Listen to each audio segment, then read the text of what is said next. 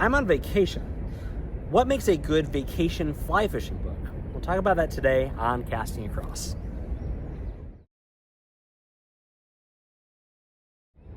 Hi, I'm Matthew of castingacross.com, where I explore the quarry and culture of fly fishing.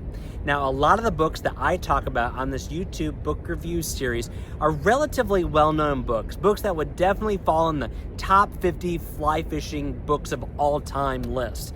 Today's is a little bit of an exception, not because it's not great, just because it's not that well known. It's Fishing a Highland Stream by John Inglis Hall.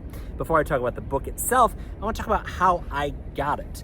So I was going from Massachusetts North Shore to Boston, and traffic was abnormally light. So we got there in plenty of time, stopped at a used bookstore looking for something to pick up for the flight.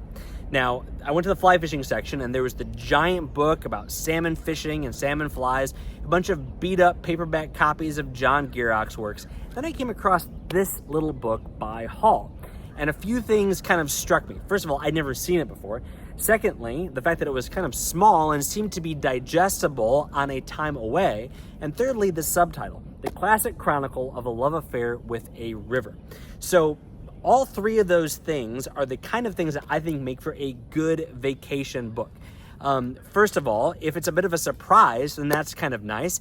That is a little bit of a risk because if it ends up being a dud, you're stuck with it. I usually bring at least 2 or 3 books with me anytime I travel, though. Secondly, if it looks like it's digestible. I mean, it's only about 150 pages. Again, I already had other books in the backpack, and so I knew that even if this was going to get finished quickly, or if it wasn't going to be a winner, I had other options. But this is the kind of thing that you could definitely get through, if not on the first flight, on the second flight, or if you wanted to start reading in between, you could knock it out also. But thirdly, it was the subtitle that really interested me. So what is this book about? Well, it was published in 1960. This copy itself is a reprint. And what it is Hall's experience fishing the River Trewin. I'd never heard of this river before until I started reading the book and realized it is a tributary of the River Spey. Yes, Spey as of spey casting fame. So it is a river in Scotland, and it talks about Hall's experience on this river. So it's talking about his love affair with the river. And what does he mean by that? Well, if you've ever fished one particular river over and over and over again for a season, or for multiple seasons, or maybe for a lifetime, you know what he's talking about. It's not just going to this river to catch fish. It is becoming intimately aware with pools and with runs. It's knowing how this river is all 4 seasons. It's about understanding how this river is today versus how it was yesterday, and maybe even over a longer chronology. It's about knowing the other anglers that come and fish that river. It's about knowing the towns that are maybe on the banks of that river, or the towns that you have to go through to get to that river, the place you always stop for dinner, the place you always stop for gas. That is essentially what Hall is talking about in Fishing a Highland Stream.